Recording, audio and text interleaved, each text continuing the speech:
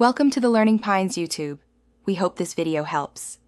You start by collecting the exact components: the Thunderbolt controller, NVMe drive, and a certified 40 Gbps USB-C connector.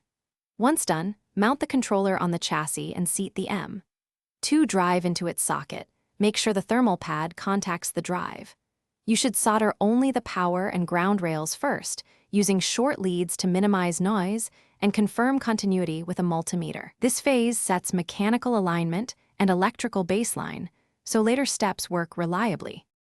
Now you focus on signal integrity and control. Route the differential USB-C and PCIe traces with matched lengths and minimal vias. This preserves high-speed signaling. Next, attach the ISB header and flash the Thunderbolt controller with the vendor firmware. Verify checksums and use a stable power supply to avoid corrupting the chip. Then wire the power sequencing so the controller and NVMe receive rails in the proper order. This prevents latch-up and ensures negotiation starts cleanly when you plug the host. To finish, power up methodically. Use a current-limited supply for an initial smoke test, watching for abnormal draw. Then connect to a host and confirm PCIe link training. Run sustained transfers to validate thermal behavior and throughput. If everything passes, secure the enclosure and add EMI shielding.